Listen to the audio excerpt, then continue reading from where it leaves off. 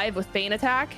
and because it's such a just all over the place kind of move, and being able to just have that much control is incredibly impressive.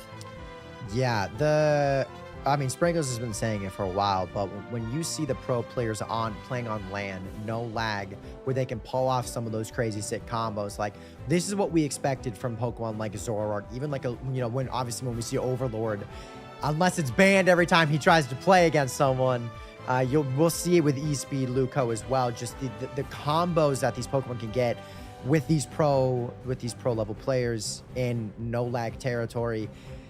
It is genuinely what do you do? Because he's so hard to hit, he's so hard to skill shot, and even if you have a bulky line, which obviously Team Peps just did not, because they went with a pretty squishy front. Right. Like what do you do? Because it's just so hard. Obviously, if it gets caught, and it's probably going down. But it didn't get caught. It just knew how to navigate the map so well and knew how to navigate team fights, which is what people say is one of the main things that separates a great player from a pro player, is just knowing map IQ in terms of where people are, but also where you need to position yourself in order to best get an advantage for the character that you're playing.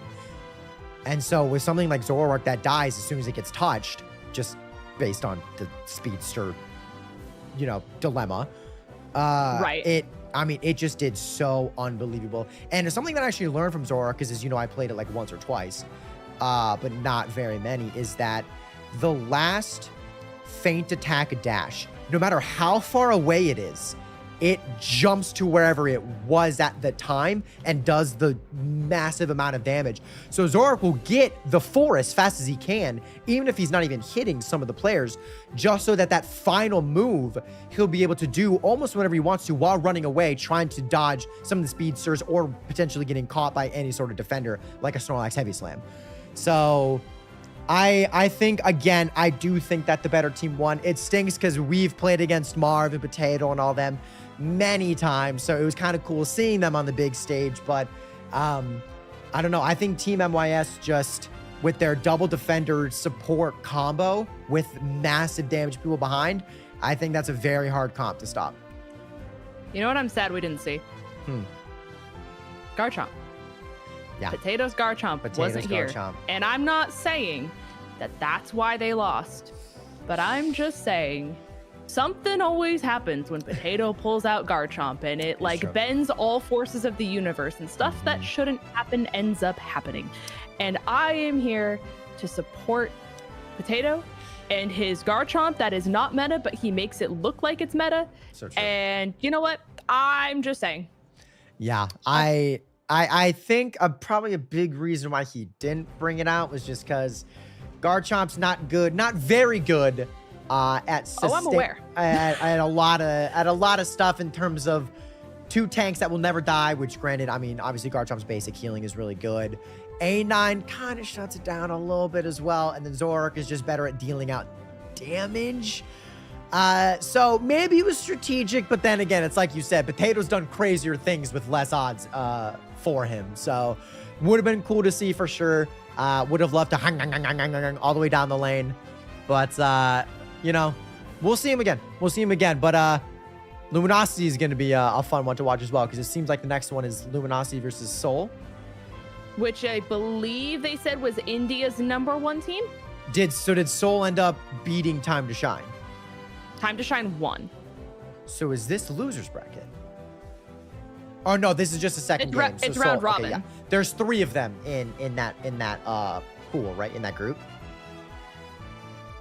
Yes. Okay, so this is just a round robin. I thought Luminosity had already played and they were playing the losers too, but I think there's only 3 in that. It's round robin. Yeah. So I think there's only 3 in that one. So yeah, okay, so Time to Shine, and then yeah, Soul I believe is #1 in India. Obviously, as we know, Luminosity is defending champions. And I'm very, very curious to see Lucario. Because as we know, we not only have faced Overlord before, babe, but we also faced him while he decided to fluff and play Lucario. And it was not a fun experience. And that was pre-buff. Right. I will say, I will be shocked if he doesn't play Zoroark or Dodrio. Those are the main things. I think the Luminosity comp of the Dodrio Comfey with Overlord.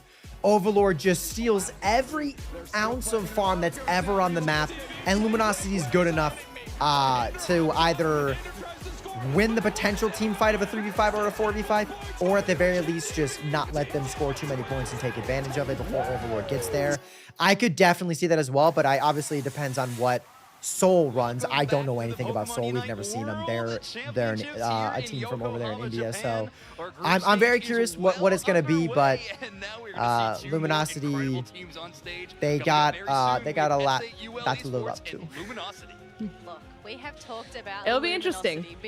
It'll be very, very interesting because Luminosity does have this habit of getting very much so in their heads of being the fact that we are defending champs, you know, which is like, how do you not, genuinely? Like, I don't think there's realistically a person who could confidently say, I can walk on that stage and play X amount of games and have the pressure of I'm defending world champ, I have to immediately win every single game because I'm defending world champs, not impact them. Right. It's called the championship hangover. It's a very common thing used in like football or other sports where the team that wins the Super Bowl normally, when they come back the next season, it's just human nature to have this big head. No matter who you are, no matter where you're from, it's just the championship hangover. And we saw that with Luminosity towards the beginning of the season, in terms of they were not, right when they got signed by Luminosity, we saw them not play very well. They were in their own heads. They were, you know, I think there were some dramas surrounding some of the people. I mean, there was just a lot going on to where we're like, this is not the same Luminosity that we saw win it all in Worlds. But it's not the same Luminosity. They had a team change. They have maybe 2 returning players. So I think people also need to, oh my God, their jerseys are sick. Those are really cool. Those go kind of hard. For All Might? What? For All Might? Yes, so I don't. Over on SAUL Esports, we have Snowy. Why is he not? I don't know. I don't know. Huron and All Might. I wonder if But yeah, I mean, Jungle Book isn't playing with them. I believe Oblivion was a previous player for what was then IX Gaming, now Luminosity.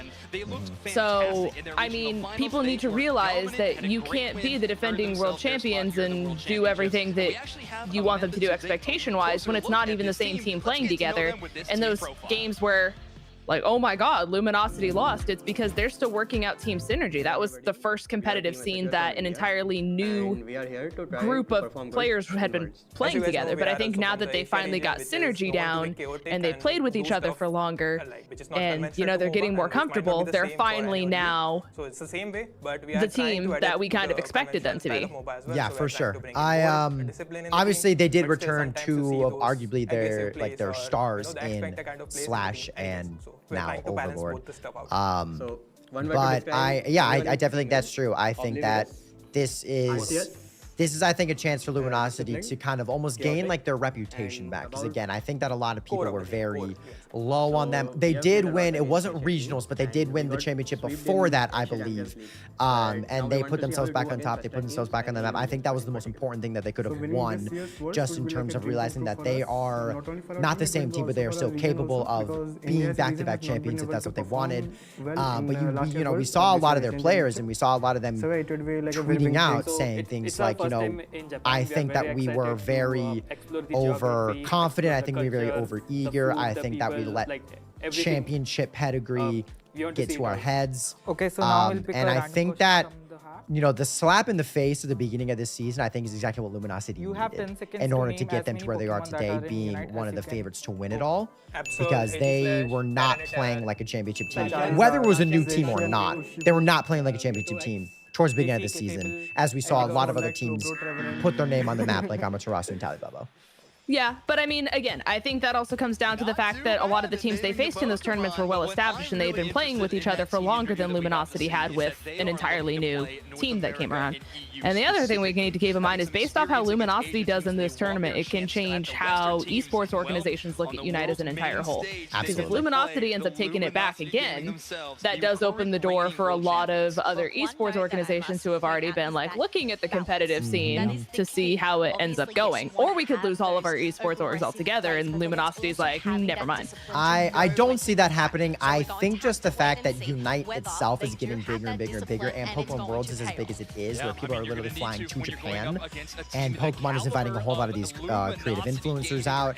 I think whether or not Luminosity, I think even like takes it home, I still think that there are going to be esports organizations looking into the Pokemon Unite scene, just because Pokemon Unite itself is getting massive, and there's no sign of it slowing down at all. I mean, Pokemon Unite put itself on the map last year, and now everyone wanted to go this year to watch, obviously to watch VGC, to watch Pokemon Go, to watch TCG. But I think that the Unite fan base especially was like, I need to see this live. This is crazy. Like, there were thousands of people tuning in, even to just the regionals, or even just like random championships, just to be able to watch this game, because it's a MOBA that's Pokemon that people had never even thought was ever going to happen. So I think that's a really good point. I think that almost makes you want to cheer for Luminosity a little bit more, just because seeing something with like FaZe, 100 Thieves, or massive esports like that sign a Unite team, I think that would be revolutionary for the game. It would be cool. I mean, I think FaZe is such an important match. I mean, Luminosity's pretty big. You know you're strong. It's time to prove it here. Yeah, I mean, correct me if I'm wrong, but aren't they a starting esports organization? Like, they're not. I don't believe so. I think they're pretty They're established. decently fresh. No, I don't think Luminosity is that. I mean, I don't think they're FaZe, where they've been there for like 7 No. years. But I know they already have like a Smash team, and I think they have a couple other teams. Obviously, players like 100 Thieves and FaZe, I don't even think they have a Smash team, much less what a Pokemon Unite team would be. Right. But I think you make an absolutely fantastic point. I think it's like, even though you don't like Luminosity, I think just cheering for the fact that we want big esports teams to see this as a legitimate competitive area that they need to, you know, maybe just explore a little bit, because a lot of it has just been dominated by Halo and the Call of Duty and the Fortnite, all these FPS games. Well, what if you kind of change it up a little bit and do this MOBA that's Pokemon that, sure, it might not be as big as a League of Legends, but it might get there, and you might be able to get first dibs on a goated team.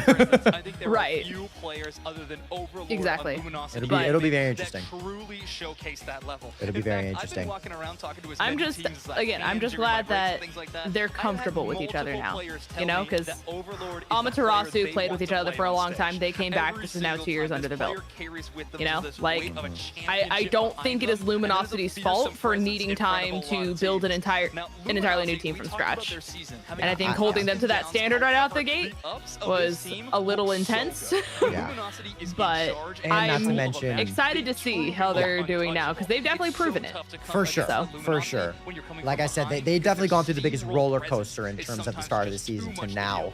But I think also, like, just like the stuff that they've had to, I don't want to say deal with, because that has a negative connotation towards it, but, you know, they were signed by an esports team right in the midst of this massive team change, right in the midst of their championship hangover, right in the midst of like a pretty steep decline in terms of the name. I guess it wasn't Luminosity at the time. I forgot. It was like IX Gaming. And so I don't know. I think that what they had to deal with. It wasn't IX. Was it no, Blackhand? it was Black something, right? It was Blackhand. Blackhand. Okay. I think that what they had to deal with was so much more like serious. You know, it was working out deals with Luminosity. It was you know, it was living up to that hype, that expectation, while trying to build pretty much almost a brand new team, like you said. Whereas a lot of these other teams were just like, we just play all the time, and it's really fun. And then when tournaments come around, we definitely are really serious. But then we just go back to playing, where it's like they have this massive brick on their shoulders of, we're the only team signed by an esports org right now, and it was this massive deal that blew up, and then we didn't live up to that expectation. So what they had to deal with and overcome, you could definitely say, is what has prepped them with an experience that nobody else incredible has. mechanical Not a players, single one. And I know that Slash's communication in game is Exactly. absolutely fantastic. I mean, it's for Luminosity we'll Gaming, definitely and it's see been how a this lot of goes. success for them. So I'm gonna be Obviously, looking I forward did to remember. them. So it was Honestly, Blackhand in who part because won of how Worlds, impactful they are and to then game, when but also they their draft formed the choices. new A lot of team, Luminosity Gaming that's when it was support IX. draft And is then very after they indicative of were how IX, successful it was their like team is after gonna the be. first tournament, Slash is Yes. on that's this when team. they were Luminosity Luminosity. tends to So have a they've lot had of 3 success, names. but if you get Yes. Elo And I know that Gardevoir, even or during the the season Kobe, as well, you kind of really have way a great well before reward as well. Worlds, It's gonna be there were a interesting to lot see of what teams, Luminosity I think Gaming thinks the Taliobobo best or approach to play Amaterasu a being team one like of them that were like, SAUL is gonna be. is there anyone that wants to sign us? Going to have to Like, prove we it haven't lost yet. Like, we are favored right now to win it all. And I don't think anything came to fruition with that, but I'm hoping that just the popularity of Worlds and the popularity of the game, I am definitely hoping that that'll change, at least for some of the top teams. And whatever region you're from. We'll probably only hear about some from the NA and the EU, but from whatever region you're from, we really hope that that maybe some esports will be able to pick them up. And I think that'd be a really big game changer, I think, just for this game as a whole. And more, but game 1 draft is almost I think it's underway. good. Yeah. Luminosity I mean, Gaming gonna be on I that will be orange astounded side. if They're gonna have Tallybobo 2 doesn't picks get in a picked row, up. but But all right, see I you. agree. Goodbye. 2 Bye. picks in a row, but first things first, we need Last to year, find GTV out played against who Luminosity in the we are finals. going to see. Indeed! We can obviously see these members that are flicking All right, over. Luminosity game, and here we go. have Hoopa's Overlord banned, saw that on one the side coming. of SAUL, Leafeon and it banned, did looks not like see that one it's coming, going to but be a Leafeon they didn't ban ban on the side Lucario, of Dodrio, Luminosity. or Zera, so we'll see what they give to Overlord. Away from the side of SAUL. So unless what if Soul just immediately snags Lapis? Okay, there we go. Rotom, that'd be cool. All right, they go Bro. They go Inteleon. Bro, Inteleon's got that first pick or first couple picks down. This Pokemon is loved. Infamous defenders we've had all season long in this level. Look, it's definitely infamous. We have Wow, seen here we this go. Pokemon be banned time and Umbreon. time again. We've Ooh. already seen it. That banned dude, they again. got the double def. Oh, So my to bad. be My able to let Slowbro out, let him out of that jail. That's crazy. That is This one is thing that crazy. You do not want to come across. Absolutely not. And look at the composition that SAUL is drafting right now. Double There's the defender with Comfey. Fable, who's Oh, the AoE pole. Good healing comms. Works incredible with this composition. What's so up, far. Colty? Great train comp, but honestly, you just build up a very close, well-knit team together and charge at the enemy. A really solid draft so far from SAUL. Luminosity is going to grab the Comfey Zoroark duo, so Overlord is going to have that constant resource. Overlord from definitely is Elo. grabbing. They're definitely grabbing the Zoroark Comfey, man.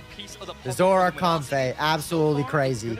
To Rin, who tends to play the central area for this team. They got some dang good. They're fat over there to the left. Well, that's the thing with Rin. Obviously, yes, they have been playing And this there's the they stories. weren't Yep. actually here on the world Okay. stage last year. They are the newest member Seems like to the most team. teams are going So it double does look defender like they have support opted just for because of the that defender last meta year's right pick. now Once again, and how we're good seeing defenders this are, is a even at pattern. dealing Double damage. defender and support. I'm The very BB, shocked we which have of these yet to team see a compositions are going Goodra. to work out best, and it all comes down to these team I don't fights. know if These two Goodra in teams, pro level these play just strategies isn't as that good, these teams gonna have to but pull out. man, this is kind of crazy to me. It's going to be so pivotal for Overlord. How are you, friend? I'm doing well, Colton. And get on rolling. However, the KOs are going to come easy from the other side. SAUL drafting a very tanky composition for that speedster Zoroark to find the knockout if possible, but definitely not an easy task.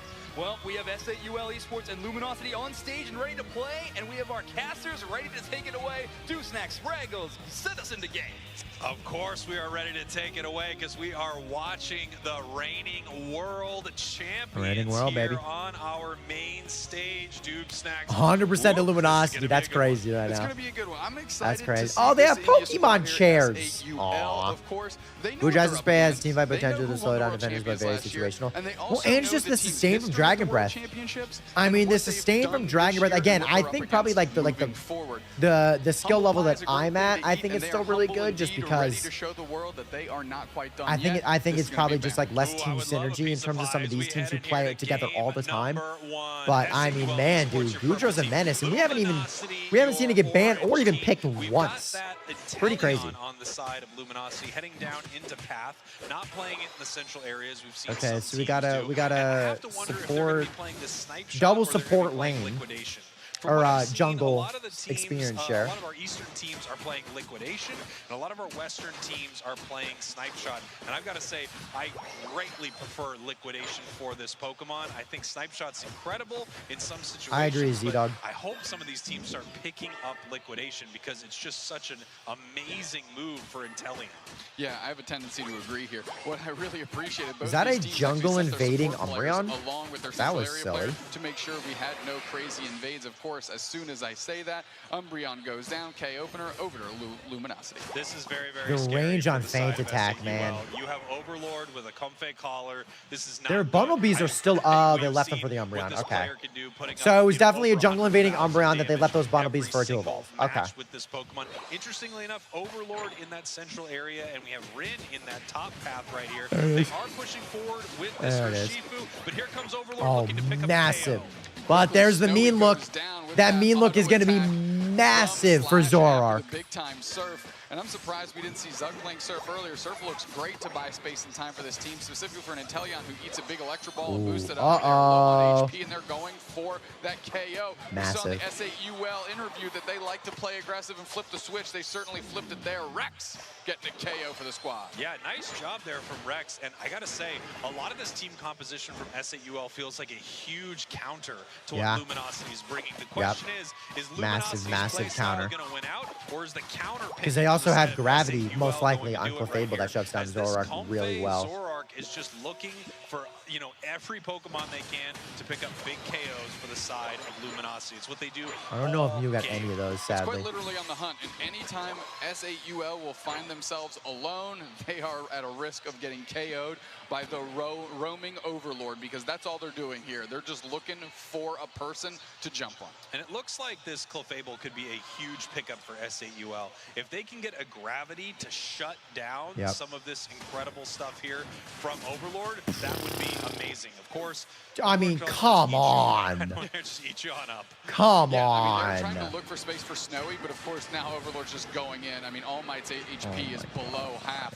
Snowy with the follow-up to at least That's a make oh, Overlord test snap. the I was about to say, decisions that's a here. massive. Darting through that Swablu and Uh-oh. Altaria, tons of experience here. Zoroark peels back. Elo hops off, hops back on, and what looked like a good opportunity for SAUL fizzles quickly.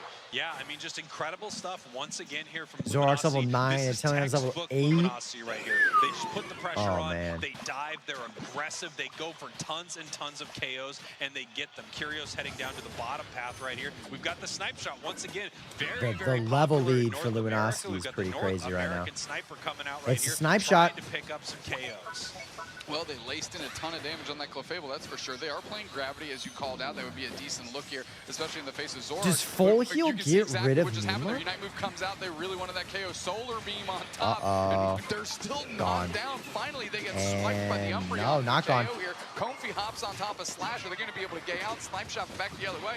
All of a sudden, SAUL might have an opportunity here in the basement. Raji Solar Beam comes through, and Snowy gets the KO. SAUL making it happen in the front of LG. Yeah, great stuff from They're SAUL doing- yeah, they're right doing here. really They're well. pushing onto this bottom goal with their full team. We can see while this is happening, we have the War Turtle from the side of Luminosity in the central area of SAUL. But SAUL quickly this push going. Wow. Gravity was Zoroark died Cage over again. immediately and stomped them down with the muddy shoes, and now they're looking to break this Oh, goal. So bad Snipe Hydro Shot. Typhoon repositions, but for a Clefable, Spraggles, SAUL makes it out. They're up on the scoreboard. And take a look at this. We actually have Rin on the Surf play right here, which I would not expect. I would expect a player like this to be running the Rapid Spin for sure. I mean, just such an aggressive player. But you can see all the work that they're actually putting in here. While they weren't able to get a great fight in the bottom path, they were able to evolve that Blastoise. And that's a big hurdle for a lot of teams.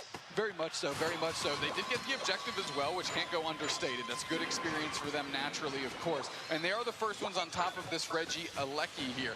All Might gonna have the opportunity to pressure forward with that Lapras. Nice little Surf. Moonlight comes out, keeps them topped off. Snowy's gonna look for an engage. They go to the back line and they collapse on top of Curios, and they get the KO instantly with the Lapras. Overlord forced to dart out, and guess who takes the objective? But SAUL India, baby. Wow. SAUL showing up today, and they need to Lapras, right now. man. I mean, imagine if they were able to take down the champs here in this series. The points raining in, they are way ahead, and they have found ways to shut down this side of Illuminosity. Like I said, it felt like every single pick from SAUL was a counter pick to Luminosity, and we're seeing it here in Game 1. Well, that's the thing. When you have a team like LG that's been on stage so much, on stream so much, I mean, there is a lot of history to look through and comb through and figure out what their favorite comps are, their default comps. SAUL, there's almost no tape on them, and they're able to cobble all that together and put together a strategy like this, which is looking good early. Yeah, it's looking fantastic early. They just have so many tools to shut down Luminosity right here. Registeel getting chipped up, but they are letting it back. The snipe shot unfortunately misses for the side of Luminosity, as the solar beam also does from SAUL. And we're just going to see if either one of these teams really wants to push this fight up in the top path. Lapras does go down. That's All Might for the side of SAUL Esports. But there are two members of Luminosity top. Nice big Unite Massive move. And this Unite. Registeel's getting incredibly low and secured there by the Mew. The Hydro Typhoon came through. That was a fly out of the Clefable, and then Crash Lane, another converting into KOs. Nice little surf to get them spacing. Where is the follow-up? I always say that. Where's the follow-up? The Unite move out of Snowy, and the Mew seals it up. Bad shot saying, I'm back, brah. Give me another KO. We This is moving out here. crazy. Incredible stuff right here as we got possibly 44 points going in for SAUL. They're looking to get this score, but we have the Inteleon with the snipe shot. The points going. They decide to break with only they 6 broke right with there. 6? Overlord moving on in, trying to pick up the KO, Oh, and they that's do on not the a good Mew. call. Yeah, but now Overlord's on the backside, and there's a gravity waiting for them. They force out the Unite move. Snowy's getting collapsed on. The gravity comes down. Can they throw in the damage? They do. Massive. They get a big time KO on Overlord. Oh, He that goes on the Comfey. chopping block. They jump on top of Slash. Rin buys the space, and Luminosity has to get out again. The SAUL, they are shocking the world right now. They're showing up to play, and they're making the world champs look bad here on the main stage. They're up 165 to 157.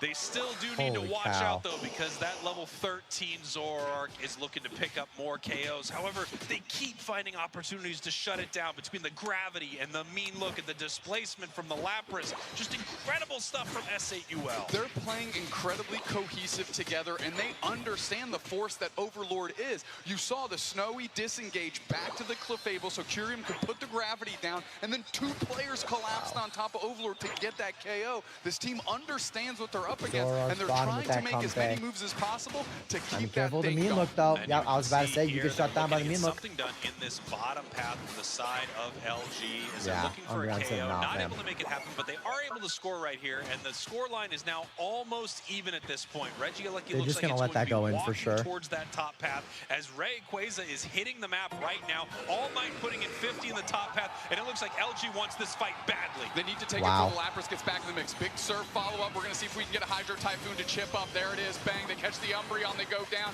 Inteleon Umbreon's snipe gone. shotting them out. Big surf again by the Slowbro. Slash but the is spacing Inteleon's gone. incredibly well. SAUL needs to find Big a way. Slowbro Slow beam Unite. on top of Snowy. Snowy is bossed out and pushed out. That actually saved them after the slow beam. They couldn't get collapsed on. Overlord's into the middle. All Might's chasing them down. Half HP on Overlord as they're looking for a re-engage. They jump into the Ray pits. They're peeling back. And I think we're going to have to take a deep breath, Spriggles, because these teams are going to re-engage. Sounds good. Here we go. These teams are looking for another fight right here. Obviously, LG is behind. That's Luminosities. They move in, trying to pick something up here, right into the gravity, in a little bit of trouble. Here comes the Unite move. Umbreon Unite moving right back as the Solar Beam not able to take down the wow, that was a Zoroark, and they ballsy peel away from Comfey that play. fight. Here come the snipe shots and the Inteleon Unite move. Nice Parasong follow-up. They're moving through. The Solar Beam comes through, doesn't hit anybody. It goes wide. Slash with good spacing. Oh but my there's finally, gosh. we're looking for a KO. What a freaking team fight. Everybody's so low on HP. We're under a minute left in this one, Spraggles. LG needs to make a move or Yeah, so they sent the Urshi home They're gonna stay standing. for Overlord's now? on the backside. Curious is peeling to score, but Snowy's waiting for him. They're gonna see if they collapse on this goal zone. Yeah, Slash there they leashing all are. the attention, and they're jumping on top. Snowy needs to go to work up there as Slash is taking All Might's attention down here. Boom, Clefable's sitting there goes They the go for the reset. Inteleon. Moonlight is up. Nobody has scored quite Oh my yet. gosh, They hop Comfey off killed the with Urshi. KO. The Umbreon is there to pick up. Curium's gonna have to keep pushing, keep pushing. Mew gets the KO on Overlord. Mewtwo. 3 players down. India's making it happen. Their defense is standing strong. 20 seconds Oh my left. The Slash gosh. is still fighting towards the goal zone. Rin is This pivoting is to see if they can insane. get there with them. They know that they're dead and the last two are here. Sitting on top, of course, is All Might. They're gonna put Okay, the another pressure on. 22. They're gonna put the pressure on. But there it And the goes. Lapras comes through. They did it. They freaking did it. Spraggles.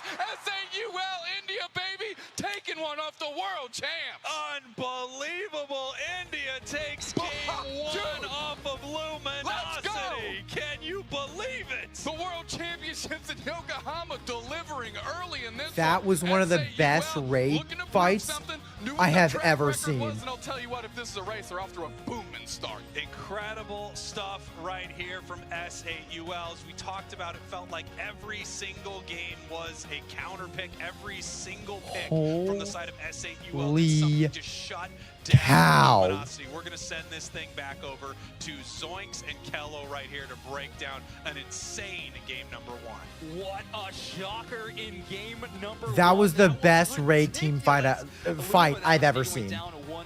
That was so good. Oh my gosh. Fantastic start to finish, and Luminosity kind of looked like they were struggling there in the end game.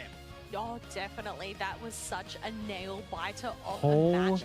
Now, we were saying SAUL might not be very well known to us. Hey, buddy, old pal. I just say they are making That Ray fight known by was just being sick. able to take a game Yeah. of Luminosity. That Ray fight was unreal. 98,000 damage on As the I said to chat, there are very few teams, I feel like, who can find a way to come out of a situation that Luminosity put them in. Like, if you're not safe in your own jungle, like, it was just pick off after pick off after pick off, and they turned it real quick. You know what I mean? Yeah, the beginning game was definitely all Luminosity, but I think when they finally started to not separate, because Comfey Zoroark, what Luminosity always does is they just let Overlord pick off the squishies, whether they're just trying to jungle farm or trying to get some of the farm, or they just take the farm away from the other team in order to starve them. But Seoul was so good at playing as a team, and they had everything in their arsenal to shut it down, to shut down Zoroark. Everything they could do. Mean Look Clefable? Mean Look Clefable? Mean Look and Clefable. That's what I'm saying. It's like Mean Look from Umbreon and a Clefable are Zoroark's Achilles heels, and they said, why not both? Not to mention Lapras, which just did 98,000 damage. Defender, by the way. I think that was amazing, and I think Seoul just widened a lot of people's eyes. I think that was a really, really good fight. And I think, I don't know, I think Luminosity got humbled a little bit there. It was incredible. Yeah, the early poke damage definitely having some Again, huge impact. Now these team fights really range on the entire people got to ban Lapras. I mean, to be honest with you, a lot of those team fights were genuinely going fine. It wasn't the Mean Look that stopped it. It was the knockup. Everything stopped as soon as knockups happened, to be honest with you. Like, there so many times I was watching the fight and I'm like, there's the Lapras, there's the Lapras, there's the Lapras. So, I mean, again, They definitely nailed it's got to team start getting coordination banned. there. As we mentioned, Genuinely. just sticking together. But you know what? I think Like, it Lapras is probably again will. 3-0. Yeah, I think it probably will start to, most likely. Again, I think it's because no one's ever seen it at this high of a skill level, because it was Lapras banned was in the time. last few. It was. Okay. Yes, it was in the last 2 or 3. So was Shandy. Umbreon was no. Leafeon was This no. is our first time seeing Leafeon and Inteleon. Yes, and Umbreon, I believe. And Umbreon. And Zacian, technically. Right. But yeah, I think again, I think the team comp that Seoul ran was they were comfortable with it. And in addition to the fact that it was very Zoroark or Dodrio heavy counter, because Lapras is thick, doesn't die very often. Obviously, you have a Mean Look Umbreon, you have the knockup with so many of their Pokemon, and you have Clefable Gravity. While it's not healing, it's also shutting you down. So, and another thing I did notice before we leave is that every team is doing 2 defender support. Every fluffy team! It is a defender meta, and I hate it. Are they going to choose Umbreon or Lapras? Oh, there we go. It's a Lapras. I hate it so much. Again, watch. I'm going to call it now. There it is. They first pick Lapras. It's the team who gets Lapras who gets the win. I'm leaving it there. I like the Hoopa ban, because again, the power is insane. But, gamer. See you later, pal. Coob, Soul won. Luminosity just lost.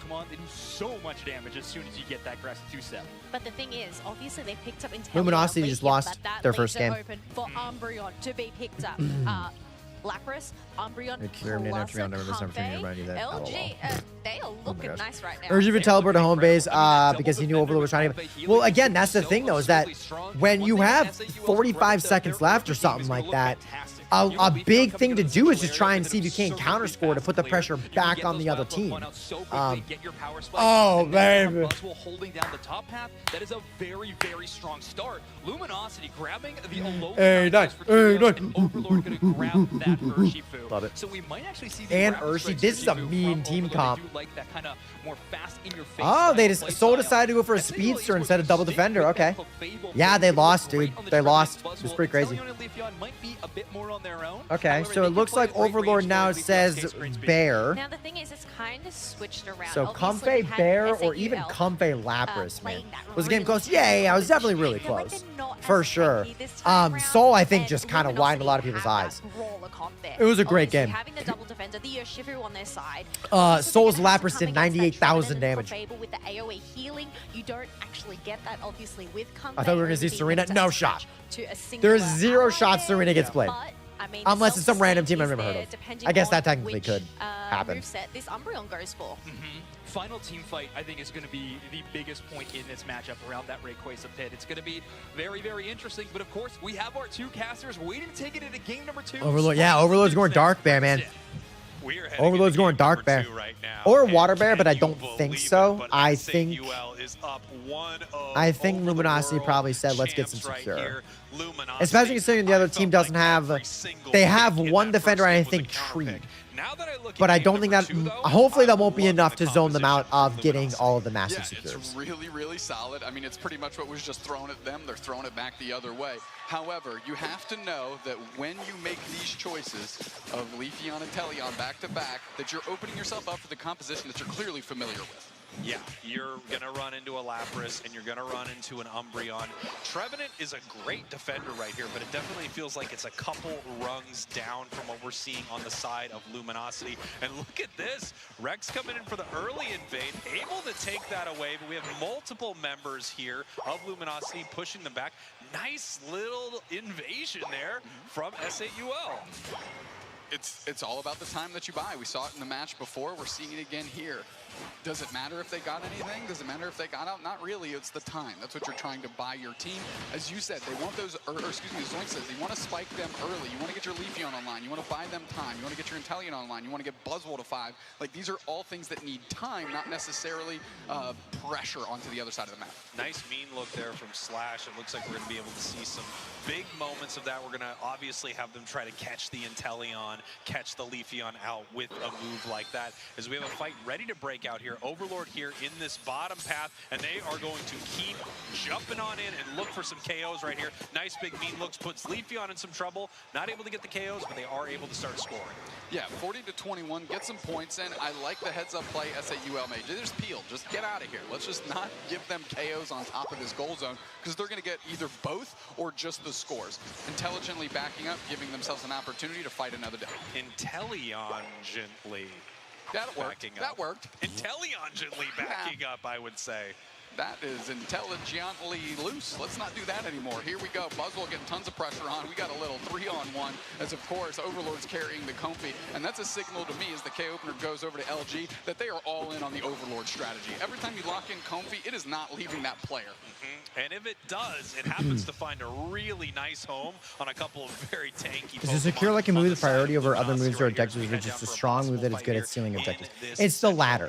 So you have moves like Dark Bear's Wicked Blow, Venu's Solar Beam, Mew's Solar Beam, Leafeon's Solar Blade that does so much unbelievable damage that when you see like an objective, just because of how much damage it does, normally that means you get the last hit and you secure an objective. So that's what they mean by they have so much secure. So when a team has Venusaur, Mew, Dark Bear, something like that, those are known as just like secure heavy Pokemon. Because even if, like, again, especially with Mew and Venusaur, if you have insane range as well, you can snipe and secure a whole lot of objectives. But I don't think Because of, it's like damage, range, and I think some just like, it might be even like written in the code almost to give it like extra priority when it comes to securing objectives. As Slash is trying to get some time. Like, I know defenders actually do more damage to objectives, I believe, or maybe it supports one of the two in the game.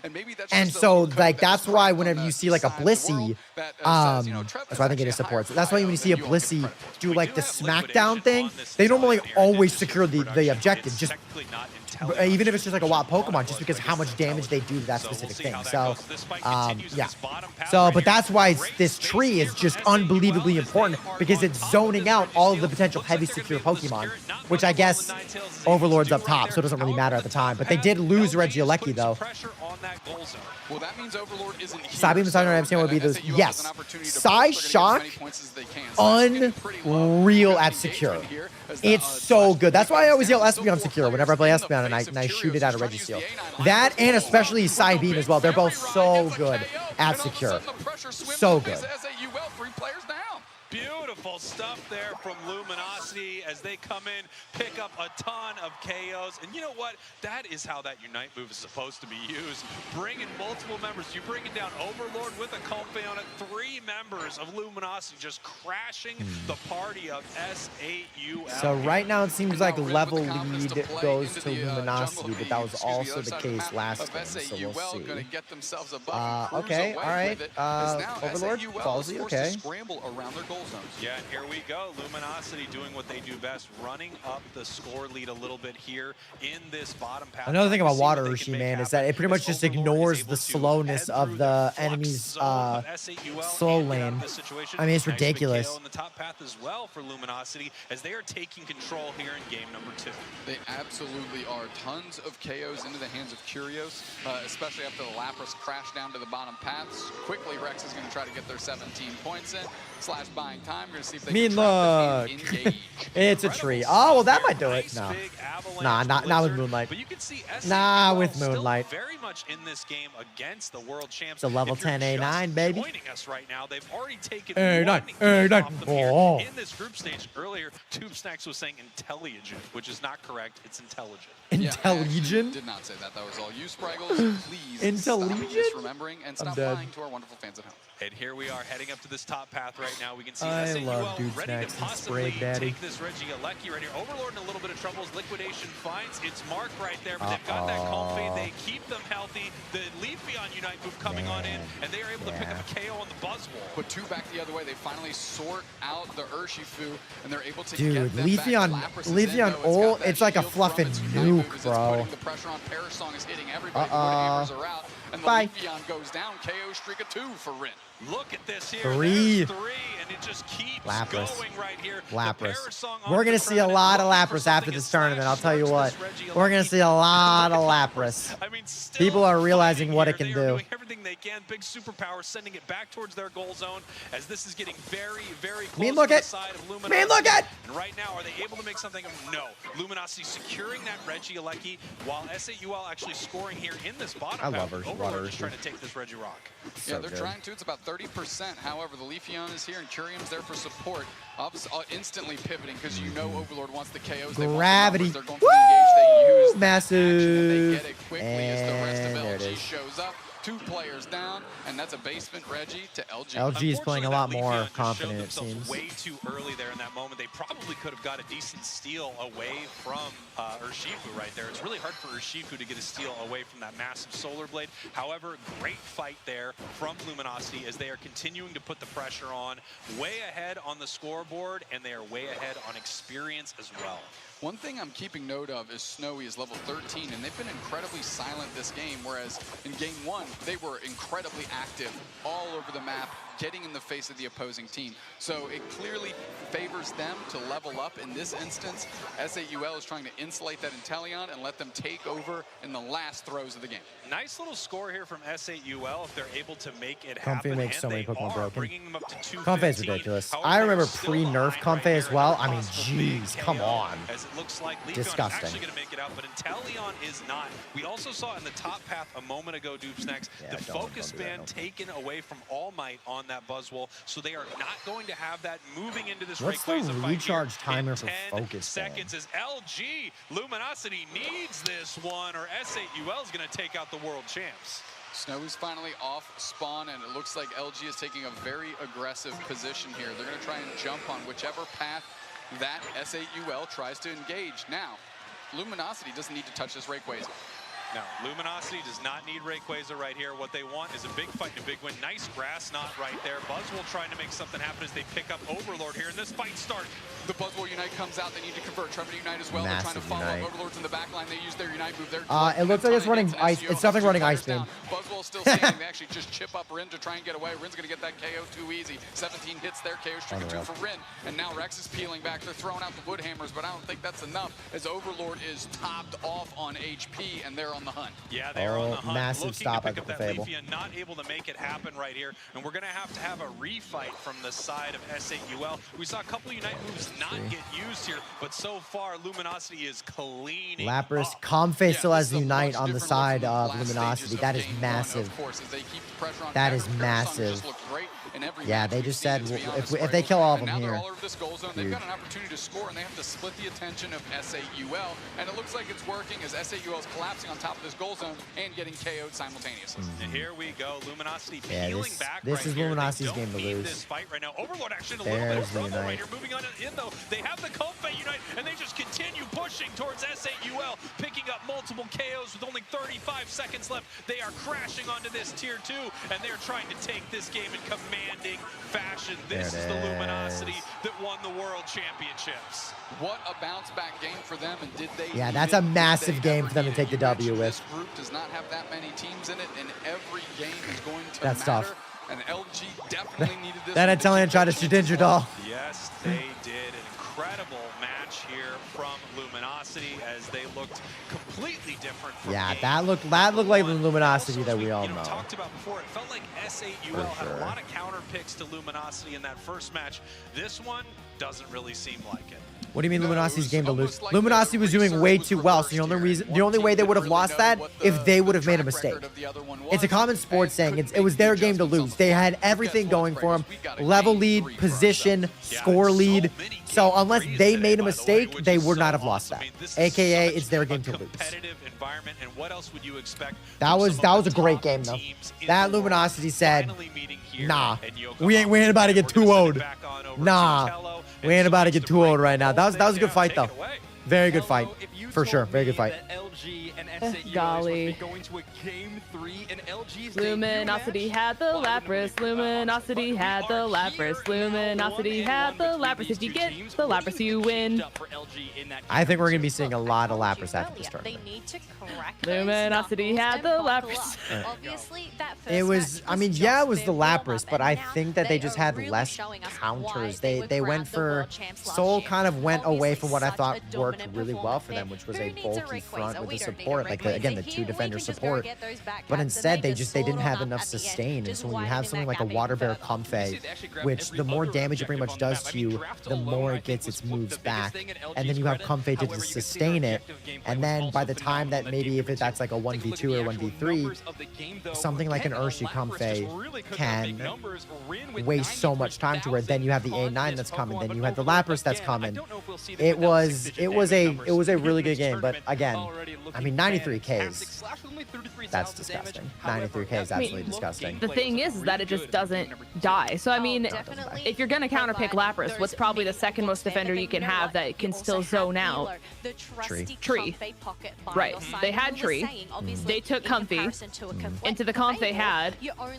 Clef. Clef or Blissey. I mean, it's a toss-up.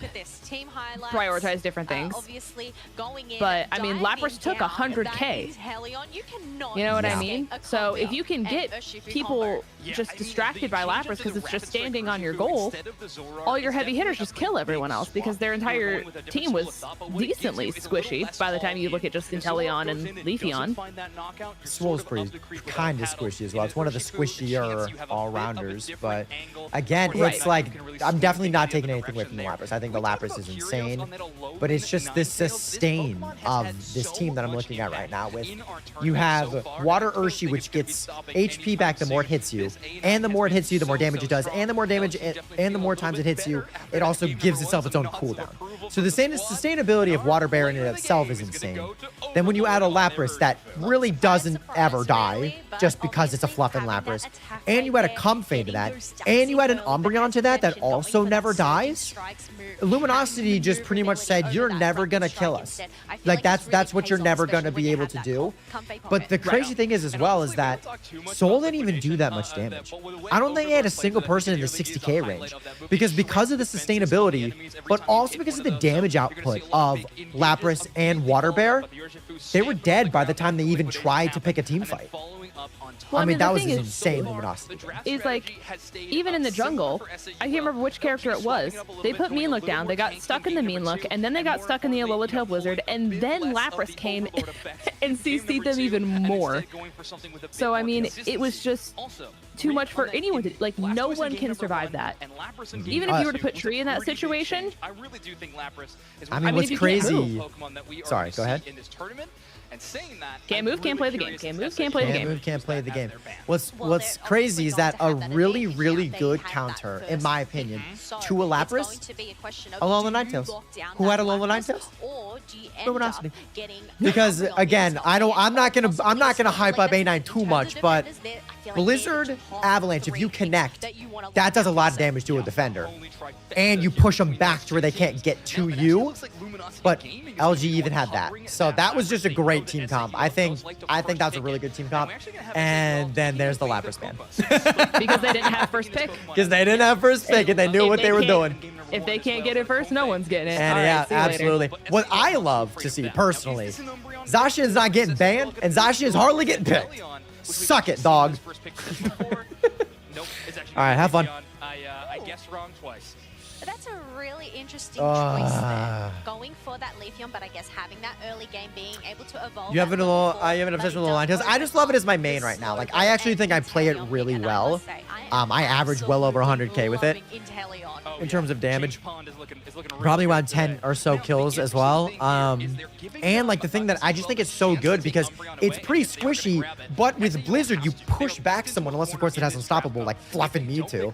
But if it doesn't have Unstoppable and you push it away, like your sustain is right there because they're being frozen and they're pushed away, so you can either run away and it's constantly taking damage. So if you can think you can win that fight, by the time they're potentially done with the dealing with the freeze, We're gonna grab the Blissey, and then of course the Zacian is definitely a surprise. The first time I think we've seen a Western team pick this Pokemon. Hello, Zoinks. What is happening? We have another Zacian pick alongside a Blissey, so it's obviously going to be feeding those eggs possibly, or will it end up going for that helping hand? Safeguard combination. That might have been my bad, chat. That might have been that might have been on me. That's our Venusaur! Wait! Venusaur! Yeah! Beam. I love early evolving special attackers like an A9 and Espeon. Yeah, those are like two of my mains as well. A9, Espeon, Glaceon jungle, Gardevoir jungle, Dragon Ball jungle for fun, Urshi for an all-rounder, Blastoise for a defender. I don't play a support. I tried playing Hoompa, but I don't think I'm very good at it. This situation, playing some new Pokemon we haven't seen them play yet. However, I think we all know how strong the Sword Dog can be. It can definitely be really, really strong, but one thing I am really excited to see is Overlord on the Venusaur. Obviously, they have that Slick Spoon and those choice specs. So excited for it. Rid of the Slick Spoon instead. So excited. Chat, before this match starts, I'm going to get some water. And the rapid Fire Scarf. What do you think about that, Zoinks? I like Well, it, but let's you see know what? Let's move on. Let's see what the casters have to think about it. Yeah. Spraggles and Deuce next, take it away. Yeah, what a composition from these two teams. First off, we've got Zacian from a Western team, something we haven't seen yet, and I really do feel like Rin could make this Pokemon look amazing. And then we've got Overlord on what looks to be the Petal Dance Giga Drain version of Venusaur. We're gonna have to see what happens when they bring it into game. Yeah, which all leads me to believe that maybe the Inteleon is going back to Snipe Shot, trying to play at a distance. I would say so. I would think that it is here as we head into game number 3. We can see that first pick being Leafeon on the side of S8UL Esports. And I gotta say, I'm a little confused by this one. I'm surprised this Pokemon is getting so much priority. Yeah, it almost seems like LG did SAUL a favor by banning it in game 1, so they couldn't have picked it this early. I'm with you, Spraggles. Leafeon is great, but it doesn't necessarily warrant a first pick, in my opinion, in the current map. Oof, already taking a You big said, what about KO Nozashit? there, or Yeah, should I that's say on me. woof. I mean, That's on me, got a chat. sword in That's its on me. mouth, That's on me. and That's on it me. picks up 1 already. Yeah, I mean, the K opener that quickly into Rin's hands, of course, already ticking over to level 4, and now they're going to be able to just farm out this wild Pokemon. I'll tell you what, Snowy's got to look really good off this Leafeon if they want to try to contest with that Zacian. A little bit of a misstep there from Elo in the top path. They need to make sure that they feed all of that AO synergy over to the Zacian, but they do have 8 right now, which lets them use that Intrepid Sword. It lets them use their passive there. As we head down to the bottom path right here, first Razor Leaf that we're seeing today. Yeah, Razor Leaf Blame has Vandy, an true. opportunity to do work and prove us wrong as to why it's first pickable here. Bro, you still live Going streaming? What's up, into Dingle this Nut? thing, Yeah. they're gonna try to We're seal watching the experience. Worlds A right lot now. of That went to S8UL here, and credit to Batshaw on the A9 for doing that. Alola Ninetales just looking amazing all day, Dupes next, as we see Clefable getting KO'd right there on the side of Luminosity. I don't think what Spraggles said is true. I don't think this is Petal Dance build, because normally for Petal Dance you run something like a Muscle Band Rapid Fire, just for that insane damage when you're actually in the midst of everyone. And this has like a little bit of a Spec fuzzy, Spoon. like transparent look, so you can still suss it out and see it, unlike Sableye. That's right, yeah. You were able to see this Pokemon, a little bit of Predator action almost. You can kind of see it moving around that jungle, and you have to do something about it. Well, I need to see the beam. Blissey It is. quickly It's Petal Dance. heals out. Overlord still That's sitting in the middle. so Set interesting. Petal Dance Giga Train, and that is online, and 3 players lined up right in a row. It's a great recipe for success there. As the Umbreon gets a KO, and Teleon quickly, Curios sent back to the respawn point, but Overlord's still hanging out. They want more action, and the whole team's collapsing massive here. A9. A9 combination. Massive A9, but not enough. But 3 back the other way. What would you say is your favorite held lineup? Slick Spoon. Slick Spoon.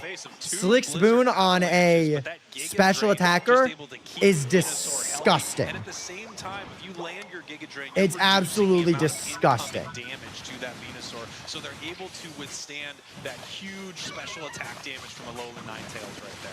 The fact that Overlord has just hit level 9 and the Zacian can go farm up in the middle of the map is a great start for LG and exactly what Don't they do lose well when they select these this. Pokemon. Massive. Here we have All Might. You can see them on that Blastoise. They are playing the rapid spin build right there. It's what I expected when I saw those special attack specs, that they were going to be looking to do some damage with their Blastoise. Snipe shot The only again. question is, I don't when think. will Have they we become seen a an Blastoise? Italian do They're still liquidation? I don't level think so. 7 right now, while we have a Venusaur on the map. Yeah, absolutely. And look where Rin is. They're in the opposing central. Just Oh, that's a getting massive mean look. tons of That's a pressure on the massive middle. mean Final look. Backshot kicks off and takes Oh, out Overlord. Soul, That's a that good was amount of experience in their disgusting. hands. They're moving Oh into my this gosh, direction. that would have They been want that would it have back been whether probably they like a can take 3 or it. 4 KO for that Doesn't quite Venu. hit But true. that mean And look stopped it in its seals it out. They're gonna tracks. have this goals, but Rin That is was huge. They're going nasty. in. That big blade swirling around, chipping up 3. And Snowy's getting down real low, forcing out the snow globe coverage That was there. And now they disgusting. need to just get out of dodge. Yeah, as Curios is trying to I don't chase mean this just down like using I don't the mean best just like Ignite move there favorite from for Inteleon. fun Not able standards to or pick something. anything up there with the Snipe shot, but they were able to push the I ball like through Rapid goals. Fire Scarf LG still because I up love right the here, basic as we attack see just going Overlord faster and looking faster for and more faster and faster and faster. experience in this I think that's a central really area. good item. Zacian as Shedinja well. is fun, It but has it's enough very for an situational. I only Intrepid really Sword play it on combo like 1 or that 2 can jump in and Pokemon. do some serious damage to I do think it's been S8UL. on Snipe Shot. Yeah. All Might back on Have the a hot goal take. think there's one Pokemon that can do the same job as Lapras and Unite move, and that is Goodra. Dude, I'm surprised we haven't seen a lot of Goodra. Massive Unite. Oh wow, they couldn't capitalize. Nice little Moonlight pickup, and Rex is the last one. Truck and trailer, they get out, and that ended up being a good exchange for SAUL. Yeah, that was great for SAUL. However, really nice positioning here. Obviously, after that goal zone goes down, Luminosity able to take this top path, push that red. Rapid Fire Scarf with Muddy Water Googe is a top 3 combo for me. I've never run Googe, but I could see why that would be kind of filthy. A few more lights than just yellow, but you get what I mean. All over the map, there's a ton of experience to pick up. Historically, Christmas known for its yellow patterning. There you go, kid. You got it. Snowy gets one. Hold on, I'm gonna look into it. Snowy gets one KO on Curious, and now oh my gosh, it's so fast. It's so fast. The ability to close it out. Elo actually flips and goes coverage on Rin. Tries to heal them up. The Blissey! The Blissey chase down! Trying to insulate a little bit. Big Burton Anger right in the middle, forces out the Snow Glove as well. Bliss Assistance actually hits Slash, and now Zashin's trying to go in. They're trying to chop them up. They've got one. Can they get another one? Woo! Snipe shot. 2 players after SAUL, and they're looking to score. The dart comes through. KO Shrinkadoo. Rin getting it done. And this Not the goal zone Blissey. is gone. Really nice stuff there from Like a special attacker Luminosity. DPS and They just get stepping up. massive Yeah. KOs DPS Googe right is here. disgusting. Production Like Slick Christmas is Spoon, green and red. Aeos. What? No, come on. I guess you could go Rapid Fire or something like that. I'm much more familiar with Rapid Fire though. Or is trolling me. Really nice stuff here from Luminosity, though. Up on the scoreboard, winning some big fights. And I got to say, I really wondered what that Zashin was going to look like from Rin, and it is a thing of beauty so far. Yeah, already level 12, biggest thing on the map, and it's been a long time since we've seen Rin outpace Overlord in terms of level. They actually taken a back seat on this team and be more of like the attack support role, attack damage support role there, and really putting the pressure on here. They're getting in the central area. I think that Leafeon Unite was actually Leafeon is so fast, bro. Leverage this big catch-up experience right into the hands of All Might, though. Yeah, really nice stuff. And you can see All Might has been in League of Legends vibes right now, time, but with making Pokemon. sure That's exactly what this is, Sleepy Monkey. It's a MOBA, but it's Pokemon. And League of Legends is also a MOBA. It's exactly what this is. Both of them get a huge power spike, and both of them are looking for Go breathe when next stream. It should be tomorrow around 6 o'clock p.m. EST, normal time. Are they going to be able to get out of here, or do they want to keep fighting this as we see a Blastoise unite and a Alola Ninetales unite, and they're continuing to push on Overlord, but can anybody KO this thing as they're still pushing, and it is still up. The Raptors Suddenly I'm winning. So true, dude. Go down. Are you gonna stream the whole thing? No. No. I definitely will not be streaming this whole thing. This whole thing's like 10 hours, and I need sleep. I probably won't go for too much longer. I've already been live for about 4 hours. Went 2.5 before this.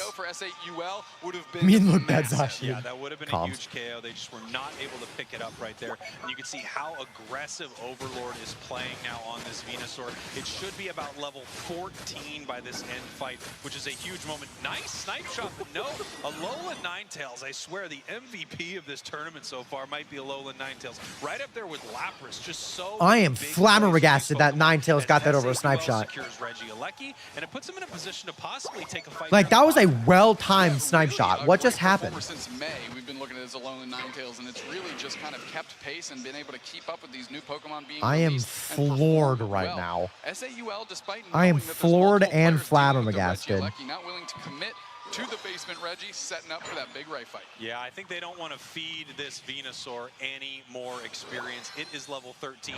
We just had Blastoise tick over to level 13 as well. We can see the Zacian has a ton of Eos energy in its pocket, which means it can move in there and take a big fight right now. The only question is who is going to kick this thing off, as the match is still incredibly close, but SAUL Esports is down right now. They need to make a move, but they'd be making a move on the world champs here, who's trying to defend their title in Yokohama. Right now, both teams just kind of dancing like it's middle school across the gymnasium from each other, waiting to Do see you need who's sleep gonna though? start this Yes. thing as we see So 6 badly I points need go in sleep. from SAUL on the top path. That was an int. That was a big time in. Zacian is smothering that Leafeon. They're all on top of him. That's a quick time KO. But that's KO back the other way. Okay, they can leverage this. One player down on each side. This is the fight they want to take. All of a sudden, the gas is on. The gas is on. They get a KO on the Clefable. There's no support there. 2 players down. Massive unite. Yeah, they definitely got to get the. That's a massive Bliss assist.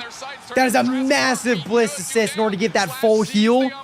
Oh man, that was so good. Get some damage and see if you can leash anybody else. it. The score lead is in the hands of Wow. SAUL. Here's All Might spinning to win right in the middle of this team. This Rayquaza is getting chunked, and Slash is buying all the time in the world. Finally, SAUL cracks the code. They get into the middle. They're going for the engagement. Moonlight comes out. A little bit of Razor Leaf Magic. Hydrogen Typhoon kicks up 3. Is there enough eggs in the bank to get Overlord going? The spin to win is still fading back to the left side, and the rest of the team collapses. Snowy goes down again. One player down, and this fight is still Pedal Dance V raging Water on. Spout, There's so true. 28 seconds left. Yeah, you just gotta Luminosity's blitz on it at top this of point, to Rayquaza. be It's about honest. half HP. 20 seconds, we're looking to rush. SAUL's all in the middle. This is going to be a flip scenario. Everybody's in the middle, going to throw their moves. We're at about 10%. We're going to see who gets it. LG gets it. LG gets it. Oh my gosh. They've got the shields. They've got 13 seconds. 13, 13, 13. Get those burgers in. Wow. Wow. Barely taking that match in the last seconds right there. As you said, an absolute flip situation. SAUL, what a devastating final moment for them, as they looked like they actually had LG on the ropes. That is the on the ropes. They uppercut him so hard they were barely balancing on top and just happened to fall back in the ring feet first and find a way to win this thing. SAUL just showed the world what India's all about, and you got to give them every ounce of credit that they deserve. They just took the current world champions to the wire. Yeah, they took that it to the was wire right nuts. there, and honestly, if you're Luminosity, you can see it in their faces. You do not feel good about that was victory. nuts. Of course, you want the win right there, but that was a nail biter, to say the least. That could have gone either way right there. That was crazy. Secure, I believe it was Slash that was a crazy match, man. Scald, bro. Of all the things, Scald, bro. Are they playing on the phone? Yeah. A lot of people prefer mobile. A lot of people prefer mobile in this game. That's very common here. That Yeah. Overlord exchange that we were talking about, that they won Pretty crazy. kind of in the late stages, about the 4-minute mark. It is so That good. was It's a shame. It's hard to feel good about their performance in the moment. Yeah, I mean, it's. I'm sure Soul is devastated. That's really tough. But I mean, they played dang good, bro. They played dang good. That was crazy. Scald is so good as a secure. It's unreal as a secure. The amount of times I've lost it to a bro is crazy. It's such a good secure. Wow. Massive. A defender with a massive secure like that, man. That's unreal. That is crazy. I hate mobile with the game. Like, give it first for Terror. These are the best haven't played these. Yeah, a lot of people prefer that for sure. A lot for that, hands down. That was nutty though. That was nutty. Super early before the first objective. Yeah, that was nutty. Wow. Holy cow. Pick up a huge KO on it. So I like seeing Beam, like the Venusaur, again, that's not the build that I run. I run Rapid Muscle Amp. He ran Slick Choice, which I guess helps with Giga Drain, but it doesn't help with your basics. So I'm curious which one's better. I may have to try this one out. I have to try this one out. Venusaur is the most played mon that I have. I have not quite gold. I'm like 30,000 off. But I like playing both Beam and Pedal, so that was very interesting. That was honestly, that was very interesting. That was really cool though. My squad never seems to secure Ray. I don't know. I mean, again, I think with something like it's kind of like a coin flip as well. Like at least a little bit, like a little bit at least. Amazing stuff right here. Obviously, there are more members of Luminosity there. It's a weighted flip, if you will. But at the same time, also crazy. That's just such a it's nice to see that other people lose Ray to a bro, and it's not just us. That is true. Because I feel like we always lose it to a bro, whether it's a Scald bro or a basic attack while it's being flipped in the air by a Buzzwole. They switched out the choice specs. True. Slick Spoon, I believe, for the rapid not a perspective I was expecting. Well, that's But you know what? that is You're one not thing wrong. that my chat was talking about, was that Scald Bro is a very underrated secure move. Because of all of, I mean, that the entire team was in there, and they gave it to Scald Bro. So I think that's just like the one thing that was on my mind. But I thought that was such a good game. That was awesome. There were some plays in that game that like had my jaw on the floor by both teams. The Soul, oh my god, okay. When the first time that Overlord ulted with the pedal and it hit the entire team of Soul, but then Soul's Umbreon mean looked it to where it stopped it in its tracks and then they blitzed it and killed it. That would have been a 3 or 4 KO by that Venu. but they were just like freeze with mean look and then freeze with A9. That was a disgusting play. That was crazy. But that was a really good game. What do you think? Nerves, you know, from last year, but that I know exactly what you're talking about because we also like we're like, oh my god, Overlord didn't get anything out of that, and then Blissey ulted and tried to get Zacian, but it's really hard to aim Blissey ult when everyone's stacked on top of each other. So then they blissed the slow bro, so the bliss assist wasn't even like worth anything. So it was just like this domino effect, and as soon as they actually ended up winning that fight, all of us sat here and we were like, I don't know how we got here, because it was a journey. I'm pretty but they did it. They for sure did it. And Mimicutie brings up a good point. How in the world did A9 secure that Alecki instead of the snipe shot point blank? Like, A9 didn't use the move. It was just residual blizzard going. And Talion perfectly timed that snipe shot. Just gave it to the next matchup that you have. That was a crazy play. That was a crazy play. That was a crazy play. I think the play of the game, though, in the Ray Pit, you saw the Bliss assist go to Overlord right during when the Blizzard was about to catch it, to where Overlord could run through the Blizzard to KO that Ninetales. That was the MVP for Soul right there. That was the most perfect timed, because again, you get caught by Blizzard Avalanche, not many are coming out. You're done. Yeah, so that was in my opinion the play of the game, because that would have then caught Overlord, and Soul had a good chunk of people still alive or coming back to the Ray Pit. So that was a massive, potentially overlooked play there that I loved. Yeah, I mean, the other thing that I think is really cool is I'm curious to see how this game of Luminosity versus Time to Shine goes, because Soul and Time to Shine were 1-1. And if Time to Shine can hold Soul, and Soul held Luminosity, how does Time to Shine hold Luminosity?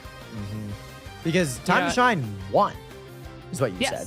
Yeah, Time to Shine beat Soul. Soul is 0-2.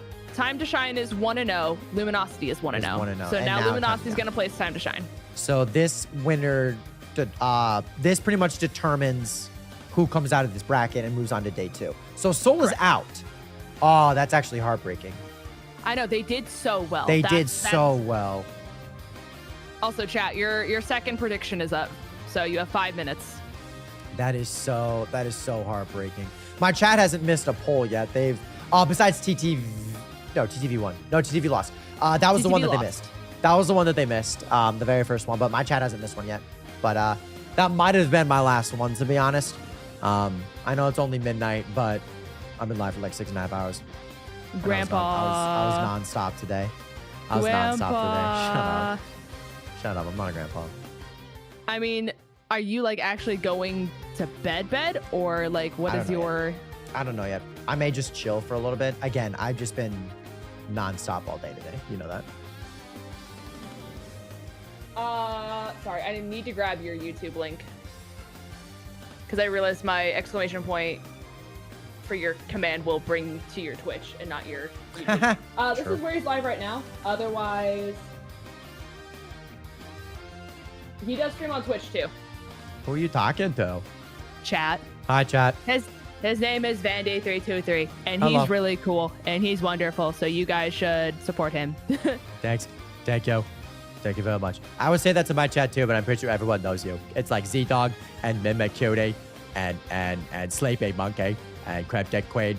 And, well, actually, there's a guy in here named Dinglenut. Dinglenut, that's a magical name, and I don't know how you got from point A to point B to where you are right now, but just know that it's a magical journey, and I'm really proud of you for the dedication and journey that you took to get to where you are today. He came into my stream when I was shiny hunting, and he was like, hey, can you like name the shiny after me? I'm like, I would love nothing more than to name my shiny star you Dinglenut. He never shined, but I was kind of heartbreaking for the both of us. Right. For sure. But yeah, I think, hi, King Alchemist. King Alchemist is here too. Yeah, I think that, and I also think that tomorrow's gonna be a lot more hype, just because it's gonna be the top 8. I mean, all I'm gonna say is, had we not watched this day last year, we never would have been the fans of orangutan that we are now. That's true. I mean, again, I'm probably not going to bed right now, but I need to chill. I mean, if you want to just like be in call, you can still give feedback until you go to bed. Yeah. That way you're not like casting and you can get up and eat and do whatever you want. But okay. Yeah, I'll, it's up to you. I mean, obviously you don't have to either. I'm just saying. I mean, I also just have another massive day tomorrow. I just, again, like, it's like you said, I don't have a free weekend probably until the 3rd weekend of September. So I'm just very, very busy. What are you doing this weekend? Well, this weekend it's Worlds. So I'm doing this. Next weekend's my Sabathon. Weekend after that's my, I'm going home. Weekend after that, I'm going home again. Weekend after that, we're probably doing something in Georgia for the birthday. And then the weekend after that's my brother's birthday. And then the weekend after that's my birthday. And the weekend after that's your birthday. So I don't have a free weekend until October. Well, I mean, to be fair, you technically have all of your Saturday, Sunday. Because Unite only plays 2 days. Yeah, it's ending. It's ending. So you're just partying. Yes, Arson. I'm just partying. But yeah, it's just like a lot of at least just like traveling. So I have a lot to do, unfortunately. But I'm just saying the offer is here. You do not have to take it. Okay. We'll definitely see, but I'm gonna end stream here. So. Okay. Goodbye. Goodbye, gamer. All right, chat. I know it's very disappointing, but I am gonna end the stream right then and there. Thank you all so much for hanging out today. Thank you all so much for watching. You guys are absolute legends. I appreciate all you guys so much. If you guys want to go and continue to watch, you guys can go and watch my girlfriend, Linda Vinda, who's watching it right now. Here's her link as well. If you guys want to go and watch it over there, I might still be casting over there a little bit as well. But I need to get some rest at least. But without further ado, guys, I'm going to stop talking. Thank you all so much for watching. God bless. And I'll see you guys in the next one.